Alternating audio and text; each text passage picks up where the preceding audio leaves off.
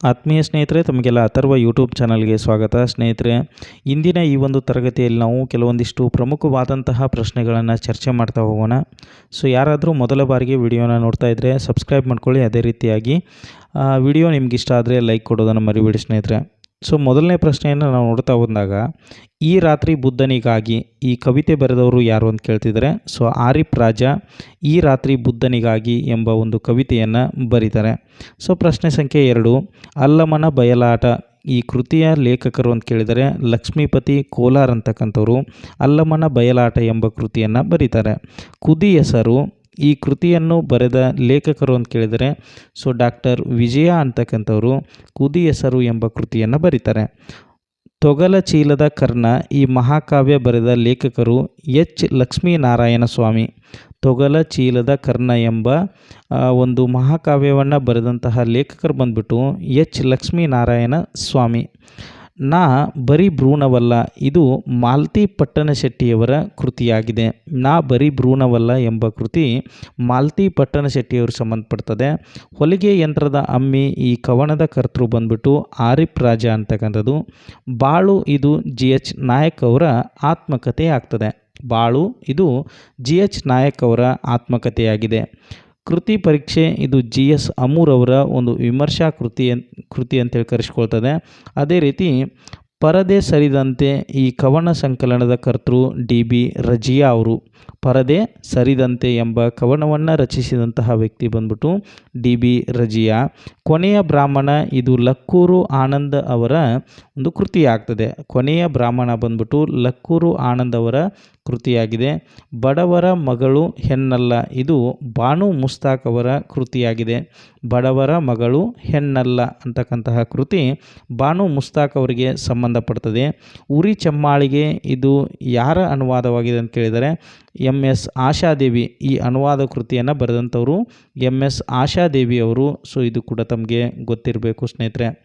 ಹೊಸ ಬ್ರಾಹ್ಮಣ ಸನ್ಯಾಸಿ ಇದು ಯಾರ ಕೃತಿಯಾಗಿದೆ ಅಂತ ಕೇಳಿದರೆ ಡಾಕ್ಟರ್ ಅರವಿಂದ್ ಮಾಲಗತ್ತಿಯವರ ಹೊಸ ಬ್ರಾಹ್ಮಣ ಸನ್ಯಾಸಿ ಅಂತಕ್ಕಂಥದ್ದು. ನೆಕ್ಸ್ಟು ಅಮೃತಮತಿಯ ಸ್ವಗತ ಎಂಬ ಕೃತಿಯನ್ನು ಬರೆದವರು ಎಚ್ ಎಲ್ ಪುಷ್ಪ ಅಂತಕ್ಕಂಥದ್ದು. ಡಾಕ್ಟರ್ ಎಚ್ ಎಲ್ ಪುಷ್ಪ ಅವರು ಅಮೃತಮತಿಯ ಸ್ವಗತ ಅಂತ ಬರೀತಾರೆ. ಚಾಂದಬಿ ಸರಕಾರ ಈ ಕಾದಂಬರಿ ಬರೆದ ಲೇಖಕರು ಅಂತ ಕೇಳಿದರೆ ಚಂದ್ರಶೇಖರ್ ಕಂಬಾರ್.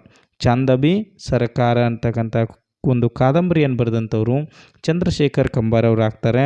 ಅದೇ ರೀತಿ ಪ್ರಶ್ನೆ ಸಂಖ್ಯೆ 16, ಸ್ವಾನಾವಲಂಬನಂಕರಿ ಈ ಕಾದಂಬರಿ ಬರೆದಂಥವರು ಕು ವೀರಭದ್ರಪ್ಪನವರು. ಇದು ಕೂಡ ತಮಗೆ ಗೊತ್ತಿರಬೇಕು. ನೆಕ್ಸ್ಟು ಪ್ರಶ್ನೆ ಸಂಖ್ಯೆ 17, ಮಹಾಸತಿ ಆಚರಣೆ ಒಂದು ಅಧ್ಯಯನ ಈ ಕೃತಿ ಬರೆದಂಥವರು ಬಸವರಾಜ್ ಕಲ್ಗುಡಿ. ಶ್ರೀರಾಮಚಾರಣ ಈ ಮಹಾಕಾವ್ಯ ಬರೆದ ಲೇಖಕರು ಬಂದ್ಬಿಟ್ಟು ಎಚ್ ಎಸ್ ವೆಂಕಟೇಶಮೂರ್ತಿ.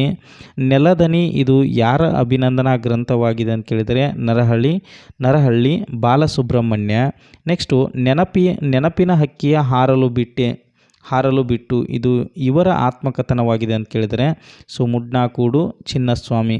ನೆನಪಿನ ಹಕ್ಕಿಯ ಹಾರಲು ಬಿಟ್ಟು ಇದು ಮುಡ್ನಾಕೂಡು ಚಿನ್ನಸ್ವಾಮಿಯವರ ಆತ್ಮಕಥೆ ಆಗ್ತದೆ. ನೆಕ್ಸ್ಟು ಗುರು ಅದೀಕ್ ಶಿವಮೇಕರ ಲೇವಿ ಈ ಕವಿತೆಯ ಕರ್ತೃ ಯಾರು ಅಂತ ಕೇಳಿದರೆ ಧರಣಿದೇವಿ ಮಾಲಗತ್ತಿ. ಹೆಸರುಗಳನ್ನ ಗಮನಿಸ್ತಾ ಹೋಗಿ. ಎಲ್ಲರ ಬೆರಳಲ್ಲೂ ಅಂಟಿಕೊಂಡ ದುಃಖವೇ ಈ ಒಂದು ಕವನ ಸಂಕಲನದ ಕರ್ತೃ ಸುಬ್ಬು ಹೊಲೆಯಾರ್ ಅಂತಕ್ಕಂಥವ್ರು ಎಲ್ಲರ ಬೆರಳುಗಳು ಅಂಟಿಕೊಂಡ ದುಃಖವೇ ಅಂತಕ್ಕಂತಹ ಒಂದು ಕವನವನ್ನು ರಚಿಸ್ತಾರೆ. ಉತ್ತರಾರ್ಧ ಈ ಕೃತಿಯ ಕರ್ತೃ ಜಿ ಎಚ್ ನಾಯಕ್ ಅವರು. ಆರಿಫ್ ರಾಜಾ ಅವರ ಸೈತಾನನ ಪ್ರವಾದಿ ಒಂದು ಕವನ ಸಂಕಲನವಾಗಿದೆ. ಆರಿಫ್ ರಾಜಾರ ಸೈತಾನ್ನ ಪ್ರವಾದಿ ಅಂತಕ್ಕಂಥದ್ದು ನೆನ್ಪಿಟ್ಕೊಳ್ಳಿ. ನೆಕ್ಸ್ಟು ಸಾಣೇಗಲ್ಲು ಈ ವಿಮರ್ಶಾ ಕೃತಿಯ ಕರ್ತೃ ಎಚ್ ಲಕ್ಷ್ಮೀನಾರಾಯಣ ಸ್ವಾಮಿ. ಸಾಣೇಗಲ್ಲು ವಿಮರ್ಶಾ ಕೃತಿಯನ್ನು ರಚಿಸಿದಂಥವರು ಎಚ್ ಲಕ್ಷ್ಮೀನಾರಾಯಣ ಸ್ವಾಮಿ. ನೆಕ್ಸ್ಟ್ ಪ್ರಶ್ನೆ ಸಂಖ್ಯೆ 26, ನಿನಗೂ ಕೂಡ ಕಳಂಕವೇ ಈ ಕವನ ಸಂಕಲನದ ಕರ್ತೃ ಕುಮಾರ ಇಂದ್ರ ಬೆಟ್ಟ. ಮಡಿಚಿಟ್ಟ ಕೌದಿ ಇದು ಯಾರ ಕವನ ಸಂಕಲನ ಅಂತ ಕೇಳಿದರೆ ಡಿ ಬಿ ರಜಿಯಾ ಅಂತಕ್ಕಂಥವ್ರು. ಬಟವಾಡೆಯಾಗದ ರಸೀತಿ ಇದು ಯಾರ ಕವನ ಸಂಕಲನ ಅಂತ ಕೇಳಿದರೆ ಲಕ್ಕೂರು ಆನಂದ ಅವ್ರದ್ದು. ಸೊ ನೆಕ್ಸ್ಟ್ ಮುಂದಿನ ಒಂದು ಪ್ರಶ್ನೆ ಸಂಖ್ಯೆ 29. ಚಹಾದ ಜೋಡಿ ಚೋಡಾದಂಗ ಇದು ಯಾರ ಕೃತಿ ಅಂತ ಕೇಳಿದ್ದಾರೆ. So doctor Siddhalinga ಪಟ್ಟಣಶೆಟ್ಟಿಯವರು.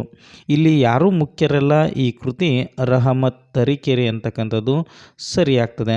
ನೆಕ್ಸ್ಟ್ ಮುಂದುವರೆದಂತೆ ನಾವು ನೋಡ್ತಾ ಬಂದಾಗ ಪ್ರಶ್ನೆ ಸಂಖ್ಯೆ 31. ಹಿತ್ತಲ ಜಗತ್ತು ಈ ಲಲಿತ ಪ್ರಬಂಧ ಸಂಕಲನ ಬರೆದವರು ಬಂದ್ಬಿಟ್ಟು ರಹಮತ್ ತರೀಕೆರೆ ಅಂತಕ್ಕಂಥವ್ರು. ಈಗ ಭಾರತ ಮಾತಾಡುತ್ತಿದೆ ಈ ಕೃತಿಯ ಲೇಖಕರು ದೇವನೂರು ಮಹಾದೇವ. ನಾನೇಕೆ ಬರೆಯುತ್ತೇನೆ ಈ ಕೃತಿಯ ಕರ್ತೃ SL ಭೈರಪ್ಪ. ನೋವಿ ಗದ್ದಿದ ಕುಂಚ ಅಂತಕ್ಕಂತಹ ಒಂದು ಕೃತಿಯನ್ನು ಅಥವಾ ಈ ಜೀವನ ಚರಿತ್ರೆ ಬರೆದವರು ನೇಮಿಚಂದ್ರ. ನೋವಿ ಗದ್ದಿದ ಕುಂಚ ಬರೆದಂತಹ ವ್ಯಕ್ತಿ ನೇಮಿಚಂದ್ರ. ನಾನು ಕಂಡಂತೆ ನನಗೆ ಕಂಡಷ್ಟು ಎಂಬ ಅಂಕಣ ಬರಹ ಬರೆದವರು ಚಂದ್ರಶೇಖರ್ ಪಾಟೀಲ್ ಅವರು. ನಾನೊಂದು ಮರವಾಗಿದ್ದರೆ ಚಪ್ಪಲಿ ಮತ್ತು ನಾನು ಈ ಕವನ ಸಂಕಲನ ಮುಡ್ನಾಕೋಡು ಚಿನ್ನಸ್ವಾಮಿಯವ್ರದ್ದು. ಅದೇ ರೀತಿಯಾಗಿ ಋಗ್ವದ ಸ್ಫುರಣ ಇದು HS ವೆಂಕಟೇಶ ಮೂರ್ತಿಯವ್ರ ಕೃತಿ ಆಗ್ತದೆ. ನಕ್ಷೆ ನಕ್ಷತ್ರ ಈ ವಿಮರ್ಶಾ ಕೃತಿ ಬರೆದವರು ಬಸವರಾಜ್ ಕಲ್ಗುಡಿಯವರು. ಯಾಪಿಲ್ಲು ಕೊಟ್ರ ಹೈಸ್ಕೂಲ್ಗೆ ಸೇರಿದ್ದು ಈ ಕಾದಂಬರಿಯ ಕರ್ತೃ. ಸೊ ಯಾಪಿಲ್ಲು ಕೊಟ್ರ ಹೈಸ್ಕೂಲಿಗೆ ಸೇರಿದ್ದು ಈ ಕಾದಂಬರಿಗಳನ್ನ ಬರೆದಂಥವರು ವೀರಭದ್ರಪ್ಪನವರು. ಶಿವನ ಡಂಗೂರ ಈ ಕಾದಂಬರಿಯ ಕರ್ತೃ ಚಂದ್ರಶೇಖರ್ ಕಂಬಾರವರು. ಶಿವನ ಡಂಗೂರ ಈ ಕಾದಂಬರಿಯ ಕರ್ತೃ ಚಂದ್ರಶೇಖರ್ ಕಂಬಾರವರು. ಪೊರಕೆ ಈ ಪ್ರಬಂಧ ಬರೆದ ಲೇಖಕರು ಅನಂಕ್ರು ಅವರಾಗ್ತಾರೆ. ಸಾವಿನ ಕೂಡ ಸರಸ ಇದು ಯಾರ ಪ್ರಬಂಧವಾಗಿದೆ ಅಂತ ಕೇಳಿದರೆ ಸೊ ದ.ರಾ. ಬೇಂದ್ರೆ ಅವರಿಗೆ ಸಂಬಂಧಪಡ್ತದೆ. ನೆಕ್ಸ್ಟ್ ಪ್ರಶ್ನೆ ಸಂಖ್ಯೆ 43. ಅನುದಿನದ ಅಂತರಗಂಗೆ ಇದು ಯಾರ ಆತ್ಮಕಥೆ ಅಂತ ಕೇಳಿದರೆ ಸೊ ಪ್ರತಿಭಾ ನಂದಕುಮಾರ್ ಅವರ ಅನುದಿನದ ಅಂತರಗಂಗೆ ಅಂತಕ್ಕಂಥದ್ದು. ಡಾಕ್ಟರ್ ವಿಜಯ ಅವರ ಆತ್ಮಕಥೆ ಬಂದ್ಬಿಟ್ಟು ಕುದಿ ಹೆಸರು ಅಂತಕ್ಕಂಥದ್ದನ್ನು ನೆನ್ಪಿಟ್ಕೊಳ್ಳಿ ಸ್ನೇಹಿತರೆ. ಸೊ ಪ್ರಶ್ನೆ ಸಂಖ್ಯೆ 45. ತುಂಬಾಡಿ ರಾಮಯ್ಯ ಅವರು ಬರೆದಿರುವ ದಲಿತ ಆತ್ಮಕಥೆ ಮನೆಗಾರ ಅಂತಕ್ಕಂಥದ್ದು. ಜೀಶಂಪ ಅವರ ಬರೆದಿರುವ ಪ್ರಬಂಧ ಸಂಕಲನ ಮೇದರ ಕಲ್ಲು ಅಂತಕ್ಕಂಥದ್ದು ನೆನಪಿರಲಿ. UR ಅನಂತಮೂರ್ತಿಯವರ ಆತ್ಮಕಥೆ ಸೂರಗಿ. ಹೋರಾಟದ ಬದುಕು ಇದು ಯಾರ ಆತ್ಮಕಥೆ ಅಂತ ಕೇಳಿದರೆ ಜವರೇಗೌಡ. ಈಗೇನು ಮಾಡಿರಿ ಇದು ಯಾರ ಆತ್ಮಕಥೆಯಾಗಿದೆ ಅಂತಂದರೆ ದು ಸರಸ್ವತಿ ಅಂತಕ್ಕಂಥವ್ರು. ನೆಕ್ಸ್ಟು BT ಲಲಿತಾ ನಾಯಕ್ ಅವರ ಆತ್ಮಕಥೆ ಬಂದ್ಬಿಟ್ಟು ಬಂಜಾರ ಹೆಜ್ಜೆಯ ಗುರುತುಗಳು ಅಂತಕ್ಕಂಥದ್ದು. ದೇವರಿಲ್ಲದ ಗುಡಿ ಇದು ಬೀಚಿರವರ ಪ್ರವಾಸ ಕಥನವಾಗ್ತದೆ. ಕನ್ನಡದಲ್ಲಿಯೇ ಮೊಟ್ಟ ಮೊದಲ ಹಾಸ್ಯ ಪ್ರಧಾನ ಕಾದಂಬರಿ ದಾಸಕೂಟ ಅಂತಕ್ಕಂಥದ್ದು. ರಸಚೇತನ ಇದು ಯಾರ ಅಭಿನಂದನಾ ಗ್ರಂಥ ಅಂತ ಕೇಳಿದರೆ ಸೊ ಅನಂಕ್ರು ಅವ್ರದ್ದು. ರೂಪಸಿ ಮತ್ತು ತೊಟ್ಟಿಲು ತೂಗಿತ್ತು ಈ ಕಥಾ ಸಂಕಲನಗಳನ್ನು ಬರೆದವರು ತರಾಸು ಅವರು. ನೆಕ್ಸ್ಟು ಪಟ್ಟಣದ ಹುಡುಗಿ ಇದು ಬಸವರಾಜ್ ಕಟ್ಟಿಮನಿಯವರ ಒಂದು ನಾಟಕವಾಗಿದೆ. ಕಾರ್ಮಿಕ ಹೋರಾಟದ ಸಮರ್ಥ ಚಿತ್ರಣ ನೀಡುವ ಬಸವರಾಜ್ ಕಟ್ಟಿಮನಿಯವರ ಕಾದಂಬರಿ ಬಂದ್ಬಿಟ್ಟು ಜ್ವಾಲಾಮುಖಿಯ ಮೇಲೆ ಅಂತಕ್ಕಂಥದ್ದು. ಗಡಿಯಾರದ ಅಂಗಡಿಯ ಮುಂದೆ ಇದು ಯಾರ ಕವಿತೆ ಅಂತ ಕೇಳಿದರೆ KS ನರಸಿಂಹಸ್ವಾಮಿ ಅವ್ರದ್ದು. ನೆಕ್ಸ್ಟು 58ನೇ ಪ್ರಶ್ನೆ. ಗಾಂಧಿವಾದದ ಸೊಲ್ಲನ್ನು ಸ್ವತಂತ್ರೋತ್ತರ ಭಾರತ ರಾಜಕಾರಣವನ್ನು ವಿಷಾದದಿಂದ ಚಿತ್ರಿಸುವ ಕೃತಿ ಅಂತ ಕೇಳಿದರೆ ಶೋಕಚಕ್ರ. ಪ್ರಜ್ಞಾಪ್ರಭಾವ ತಂತ್ರ ಬಳಕೆಯಾದ ಮೊದಲ ಕಾದಂಬರಿ ಅಂತಂದರೆ ಅದು ವಿಶ್ವಾಮಿತ್ರ ಸೃಷ್ಟಿ. ಪ್ರಾಚೀನ ಕನ್ನಡ ಸಾಹಿತ್ಯ ರೂಪಗಳು ವಿಮರ್ಶಾ ಕೃತಿ ಬಂದ್ಬಿಟ್ಟು ರಂಸಿ ಮುಗುಳಿ ಅವರಿಗೆ ಸಂಬಂಧಪಡ್ತದೆ. ಅದೇ ರೀತಿಯಾಗಿ ಮುಂದುವರೆದು ನಾವು ನೋಡ್ತಾ ಬಂದಾಗ ಪ್ರಶ್ನೆ ಸಂಖ್ಯೆ 61. ಶಶಿಕಲಾ ವೀರಯ್ಯ ಸ್ವಾಮಿ ಅವರ ಕವನ ಸಂಕಲನ ಬಂದ್ಬಿಟ್ಟು ಗುಬ್ಬಿ ಮನೆ. ಆರಾನೆ 3 ಕಾಸು ಇದು ಇವರ ಕತೆ ಅಂತ ಕೇಳಿದರೆ KV ಪುಟ್ಟಪ್ಪ. ನಾವು ಹುಡುಗಿಯರೇ ಹೀಗೆ ಈ ಕವಿತೆಯನ್ನು ಬರೆದಂಥವರು ಪ್ರತಿಭಾ ನಂದಕುಮಾರ್. ಕಮಲಕುಮಾರಿ ಕಾದಂಬರಿ ಕರ್ತೃ ಬಂದ್ಬಿಟ್ಟು ಗಳಗನಾಥ. ಇದೊಂದು ರೂಪಾಂತರಿತ ಕವಿತೆ ಅಂತ ಕೇಳಿದರೆ ಸೊ ತೆಂಕನ ಗಾಳಿಯಾಟ ಅಂತಕ್ಕಂಥದ್ದು. ಮುಳ್ಳುಗಳು ಕಥಾ ಸಂಕಲನ ಲೇಖಕರು ವೀಣಾ ಶಾಂತೇಶ್ವರ್. ಅದೇ ರೀತಿ BM ಶ್ರೀ ಅವರ ಸ್ವತಂತ್ರ ಕವಿತೆ ಅಂತಂದರೆ ಕಾಣಿಕೆ ಅಂತಕ್ಕಂತಹ ಸ್ವತಂತ್ರ ಕವಿತೆಯನ್ನು ಇಂಗ್ಲೀಷ್ ಗೀತೆಗಳಲ್ಲಿ ಅವರು ರಚನೆ ಮಾಡ್ತಾರೆ. ಸೊ ವೈದೇಹಿಯವರ ಕ್ರೌಂಚ ಪಕ್ಷಿಗಳು ಎಂಬುದು ಒಂದು ಕಥಾ ಸಂಕಲನವಾಗ್ತದೆ. ಇದು ಬೋಳುವಾರು ಬಾಬುರಾಯರ ಕಾದಂಬರಿ ಅಂತ ಕೇಳಿದರೆ ಸೊ ವಾಗ್ದೇವಿ ಅಂತಕ್ಕಂಥದ್ದು. ಮಲ್ಲಿಗೆಯ ಮಾಲೆ ಎಂಬುದು ಇವರ ಸಮಗ್ರ ಕವನ ಅಂತ ಕೇಳಿದರೆ ಸೊ KS ನರಸಿಂಹಸ್ವಾಮಿ ಅವ್ರಿಗೆ ಸಂಬಂಧಪಡ್ತದೆ ಇದು ಕೂಡ. ಅದೇ ರೀತಿ ಪ್ರಶ್ನೆ ಸಂಖ್ಯೆ 71. ಒಂಟಿ ಕಾಲಿನ ನಡಿಗೆ ಇದು ಯಾರ ಆತ್ಮಕಥೆ ಅಂತ ಕೇಳಿದರೆ L ಹನುಮಂತಯ್ಯನವ್ರದ್ದು. ಸ್ವಾಮಿ ಅಪರಾಂಪರ ಕಾದಂಬರಿಯು ಕೊಡಗು ಸುಳ್ಯ ಭಾಗದ ರಾಜಕೀಯ ಇತಿಹಾಸವನ್ನು ವಸ್ತುವಾಗಿ ಹೊಂದಿದೆ ಅಂತ ಕೇಳಿದರೆ ಸೊ ಕೊಡಗು ಮತ್ತು ಸುಳ್ಯ ಭಾಗದ ಒಂದು ರಾಜಕೀಯ ಚಿತ್ರಣವನ್ನು ನೀಡ್ತಕ್ಕಂಥದ್ದು ಸ್ವಾಮಿ ಅಪರಾಂಪರ ಎಂಬ ಒಂದು ಕಾದಂಬರಿ ಆಗ್ತದೆ. ನೆಕ್ಸ್ಟು ಪ್ರಶ್ನೆ ಸಂಖ್ಯೆ 73. ಗೋಲ್ಗೊಥಾ ಎಂಬುದು ಇವರ ಕಡೆಯ ದಿನಗಳನ್ನು ವಿವರಿಸುವ ಖಂಡಕಾವ್ಯ ಅಂತ ಕೇಳಿದರೆ ಸೊ ಯೇಸು ಕ್ರಿಸ್ತನ ಕೊನೆಯ ದಿನವನ್ನು ಚಿತ್ರಿಸ್ತಕ್ಕಂತಹ ಗೋಲ್ಗೊಥಾ ಇಲ್ಲಿ ಪ್ರಮುಖವಾಗ್ತದೆ. ಕಟ್ಟುತ್ತೇವೆ ನಾವು ಕಟ್ಟುತ್ತೇವೆ ನಾವು ಕಟ್ಟೇ ಕಟ್ಟುತ್ತೇವೆ ಎಂಬ ಹೋರಾಟದ ಹಾಡನ್ನು ಬರೆದವರು ಅಂತ ಕೇಳಿದರೆ ಸತೀಶ್ ಕುಲಕರ್ಣಿ ಅಂತಕ್ಕಂಥವ್ರು. ನಕ್ಕು ಹಗುರಾಗಿ ಎಂಬುದು ಇವರ ಹಾಸ್ಯ ಪ್ರಬಂಧ ಅಂತ ಕೇಳಿದರೆ ಸೊ ಭುವನೇಶ್ವರಿ ಹೆಗಡೆಯವರ ನಕ್ಕು ಹಗುರಾಗಿ ಎಂಬುದು ಇವರ ಪ್ರಮುಖವಾದ ಹಾಸ್ಯ ಪ್ರಬಂಧ ಸಂಕಲನವಾಗ್ತದೆ. ನೆಕ್ಸ್ಟ್ ಮುಂದುವರಿದಂತೆ ನಾವು ನೋಡ್ತಾ ಬಂದಾಗ ಪ್ರಶ್ನೆ ಸಂಖ್ಯೆ 76. ದಿನಕ್ಕೊಂದು ಕತೆ ಎಂಬ ಮಕ್ಕಳ ಕಥಾ ಸಂಪುಟಗಳನ್ನು ರಚಿಸಿದವರು ಅನುಪಮಾ ನಿರಂಜನ್ ಅವರು. ಕುಡ್ಲಿ ವಾಸುದೇವ್ ಶೆಣೈ, ರಮಾನಂದ್ ಘಾಟೆ, ಪಡುಕೋಣೆ ರಮಾನಂದರು ಇವರುಗಳೆಲ್ಲರೂ ಕೂಡ ವಿನೋದ ಸಾಹಿತ್ಯ ಪ್ರಕಾರಕ್ಕೆ ಬರುವಂತಹ ಲೇಖಕರಾಗ್ತಾರೆ. ನೆಕ್ಸ್ಟು ದನಿಯರ ಸತ್ಯನಾರಾಯಣ ಎಂಬ ಪ್ರಸಿದ್ಧ ಕತೆ ಬರೆದವರು ಕೊರಡ್ಕಲ್ ಶ್ರೀನಿವಾಸರಾವ್ ಅವರು. ಇವರು ಓರ್ವ ಪ್ರಸಿದ್ಧ ಅಂಕಣಕಾರರು ಅಂತ ಕೇಳಿದರೆ HSK ಅವರು ಪ್ರಸಿದ್ಧವಾದಂತಹ ಅಂಕಣಕಾರರಾಗ್ತಾರೆ. ಇದು ವಚನ ಚಳವಳಿಯ ವಸ್ತುವನ್ನು ಒಳಗೊಂಡ ನಾಟಕ ಅಂತ ಕೇಳಿದರೆ ಸೊ ಸಂಕ್ರಾಂತಿ ಅಂತಕ್ಕಂಥದ್ದು. ಹಾಮ ನಾಯಕ್ ಅವರ ಒಂದು ಅಭಿನಂದನಾ ಗ್ರಂಥ ಬಂದ್ಬಿಟ್ಟು ಮಾನ ಅಂತಕ್ಕಂಥದ್ದು. ನೆಕ್ಸ್ಟು ದೇವನೂರು ಮಹಾದೇವ ಅವರ ಕಾದಂಬರಿ ಸೊ ಕುಸುಮ ಬಾಲೆ. ಮಾಸ್ತಿಯವರ ಆತ್ಮಕಥನೆ ಬಂದ್ಬಿಟ್ಟು ಭಾವ ಅಂತಕ್ಕಂಥದ್ದು. ನೆಕ್ಸ್ಟು ದಿವಾನ ಖಾನೆಯ ಅಂದ ಚಂದ ಎಂಬ ಲಲಿತ ಪ್ರಬಂಧ ಬರೆದವರು ಎನ್ ಮೂರ್ತಿರಾವ್ ಅವರು. ದಿವಾನ ಖಾನೆಯ ಅಂದ ಚಂದ ಎಂಬ ಒಂದು ಲಲಿತ ಪ್ರಬಂಧ ಬಂದ್ಬಿಟ್ಟು ಎನ್ ಮೂರ್ತಿರಾವ್ ಅವ್ರಿಗೆ ಸಂಬಂಧಪಡ್ತದೆ.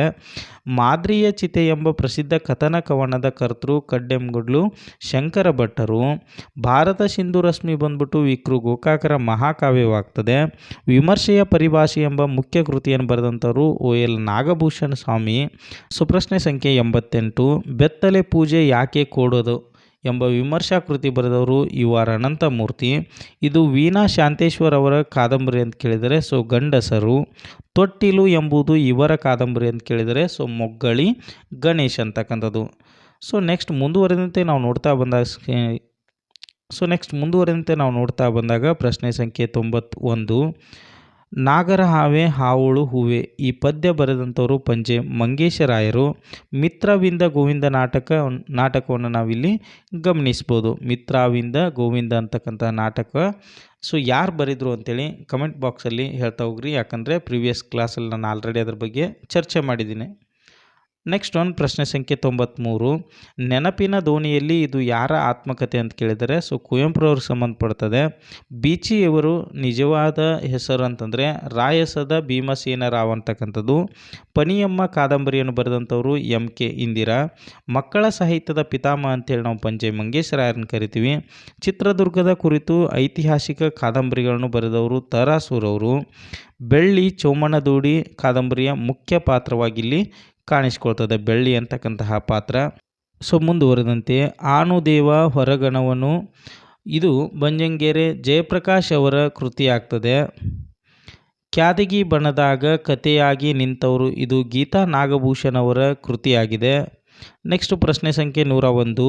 ಆ್ಯಂಡ್ ಎಸೆ ಆನ್ ಕೆನರೀಸ್ ಲಿಟ್ರೇಚರ್ ಎಂಬ ಒಂದು ಲೇಖನವನ್ನು ಬರೆದಂಥವ್ರು ಅಂದರೆ ಕನ್ನಡ ಸಾಹಿತ್ಯ ಚರಿತ್ರೆಗೆ ನಾಂದಿ ಹಾಡಿದಂತಹ ವ್ಯಕ್ತಿ RF ಕಿಟೇಲ್ ಅಂತಕ್ಕಂಥವ್ರು.